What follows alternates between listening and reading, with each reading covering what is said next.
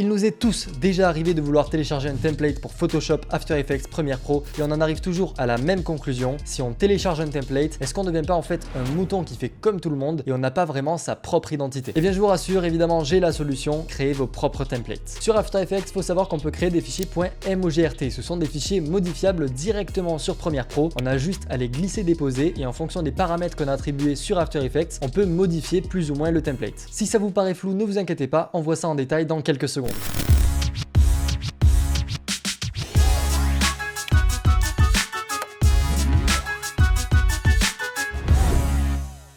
Si vous voulez des idées de templates que vous pouvez faire, sachez qu'il en existe des centaines, voire même des milliers. Par exemple, le générique de Squeezie Gaming où il y a le texte qui est modifiable, ou encore des sous-titres un petit peu plus stylisés comme ceux d'Inoxtag, ou avec du contour, de la 3D, etc. Imaginez que vous faites une FAQ Instagram, vous voulez afficher les questions des abonnés, là ça peut être pratique, ou même par exemple si vous voulez demander un certain nombre de pouces bleus sous la vidéo. Bref, je vais créer une animation très simple pour que vous voyez le principe, mais si jamais vous débutez sur After Effects, je vous conseille de regarder la vidéo en fiche, comme ça vous comprendrez mieux. Donc là on est sur After Effects, je vais créer une nouvelle composition, je mets par exemple 11 secondes, bon ça importe pas vraiment. Au niveau de la largeur et de la hauteur, mettez ce que vous voulez, moi personnellement je mets les formats de ma vidéo, donc 4096 par 2048, 60 images par seconde c'est le mieux et on fait OK. Comme je vous l'ai dit, là c'est un exemple, ça sert à rien de recopier, vous pouvez le recopier si vous le souhaitez, comme ça vous pouvez vous entraîner à le faire, mais ça ne servira à rien de l'utiliser, le template va ressembler à rien. Donc par exemple on va dire que je vais créer une transition avec du texte modifiable et avec le fond de la transition qui est aussi modifiable. Donc en premier lieu, je vais créer un solide. Donc nouveau solide, je vais le laisser de base en bleu et sur ce solide là je vais tout simplement dérouler, aller dans transformer et la position je vais venir la décaler sur la gauche et on va le faire venir aller sur la droite. Donc à 0 secondes ici on se met au début, on coche la montre de position, ensuite on va par exemple à 1 seconde juste ici et on va dire que ça revient à la position initiale, donc 2048. Donc si on regarde déjà on a créé une petite animation.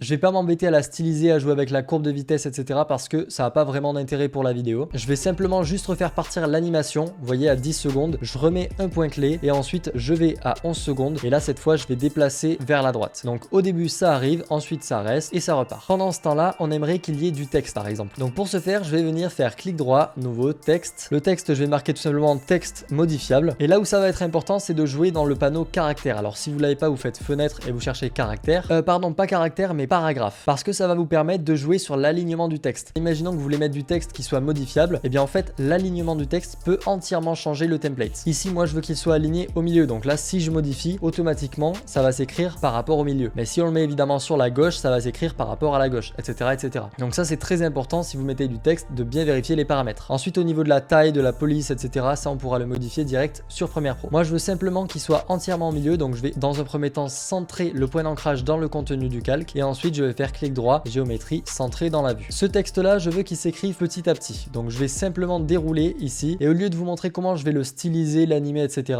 je vous renvoie directement sur ma vidéo animation de texte sur After Effects. Comme ça, si vous voulez savoir faire, vous avez plein d'animations différentes et là, c'est pas forcément le sujet de la vidéo. Bon, alors voilà l'animation qui est très simple. Donc, il y a le fond, il y a le texte qui est modifiable et il s'anime petit à petit, il s'agrandit, etc. Il y a une petite rotation et il s'efface petit à petit. Voilà. Quelque chose d'extrêmement banal, mais c'est fait exprès pour que vous ne soyez pas perdu. Sachez que votre animation, en fait, peut être absolument tout et n'importe quoi. Vous pouvez animer ce que vous voulez sur After Effects. C'est simplement au niveau des paramètres pour pouvoir le modifier sur Premiere Pro que là ça va être un petit peu plus limité, même si je vous cache pas que ça reste quand même super vaste et on peut absolument presque tout modifier. Donc ce qu'il faut faire maintenant c'est faire apparaître la fenêtre objet graphique essentiel. Donc on fait fenêtre et objet graphique essentiel. Maintenant on va choisir notre composition. Moi elle s'appelle la composition 1, donc on clique ici composition 1. Ensuite on va mettre le nom de ce template. Moi je vais simplement l'appeler générique. On peut aussi définir la vignette de prévisualisation, ça c'est plutôt pratique. Donc on va cliquer juste ici. Au final je préférais que la vignette soit plus comme ça, donc je vais me mettre par ici et je vais faire définir la vignette juste là. Vous voyez elle s'est actualisée et maintenant on va simplement ajouter des paramètres. Alors pour ce qui est de modifier le texte, rien de plus simple, on va sur notre texte juste ici, on déroule l'onglet texte, on a texte source et on va simplement venir cliquer dessus, maintenir et le déplacer juste ici. Et là maintenant on pourra le modifier sur Premiere Pro, ça apparaîtra comme ça. Alors ici je vais mettre texte à modifier, voilà, et ici dans modifier les propriétés on peut cliquer dessus et on va faire en sorte qu'on voit voit la police d'écriture, la taille, etc. Donc je vais tout simplement cocher absolument tout. Je fais OK. Et donc là, vous voyez, sur Premiere Pro, on pourra tout modifier. Et d'ailleurs, si je modifie maintenant, vous voyez, ça modifie la taille du texte. Ensuite, sachez qu'on peut modifier par exemple la 3D du texte. Donc je vais activer le texte en calque 3D juste ici. Et donc là, si je déroule, si je vais tout simplement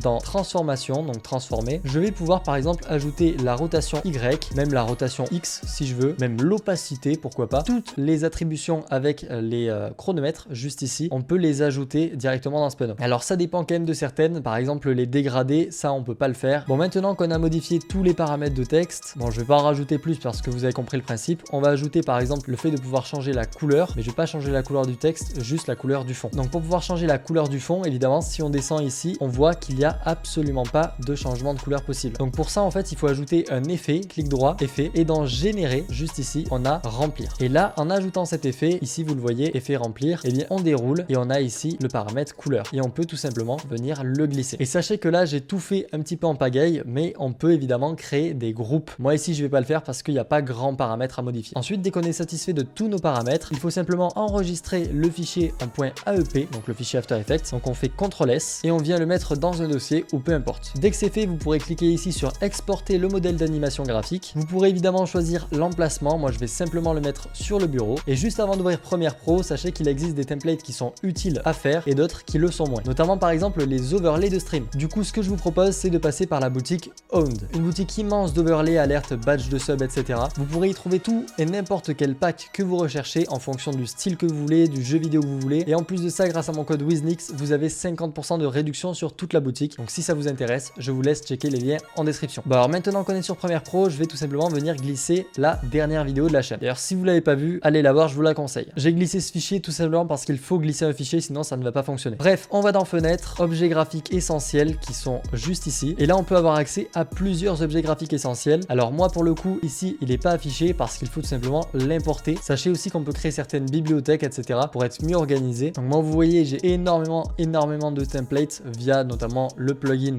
Toco Graphics Pack. Vous pouvez faire des transitions, tout plein d'animations, des dégradés, etc. juste modifiables en quelques clics, même des lower thirds, peu importe. Ça peut être super pratique pour votre chaîne YouTube si vous créez du contenu. Bref, moi, je vais simplement rechercher celui que j'ai créé, donc générique. Il est juste ici. D'ailleurs, on peut voir ici l'image d'accueil. On va venir la glisser et comme vous pouvez le voir, c'est tout simplement du drag and drop. En fait, là, l'animation est déjà prête. Donc si je me mets ici, je vais venir juste couper l'audio. Là, je fais play et comme on peut le voir, l'animation s'effectue. Alors évidemment, ça bug un petit peu parce qu'en fait, le rendu n'est pas effectué. Pour effectuer le rendu, il faut faire entrer sur le clavier. Bref, pour pouvoir le modifier, on va simplement cliquer dessus, très important, et on va aller dans modifier. Et là, comme on peut le constater, il y a tous les paramètres que je vous ai parlé tout à l'heure. Donc par exemple, ici, on peut modifier le texte. Donc je vais mettre par exemple WizNix. Ici, on peut modifier la police d'écriture. Je vais venir changer la taille du texte aussi. Pourquoi pas un petit peu la rotation Y, la rotation X, et puis ensuite, on va venir changer la couleur du fond. Donc voilà, j'ai tout changé. Je vais venir faire le rendu vite fait. Donc là, si on regarde, on peut bien voir que ça a modifié l'animation. Vous allez voir, tac, la couleur a changé, le texte aussi. Et on remarque aussi que l'agrandissement et la rotation de l'élément se fait aussi, malgré tout ce que j'ai changé. Et si vous avez un petit peu la flemme de créer vos propres templates parce que ça prend du temps,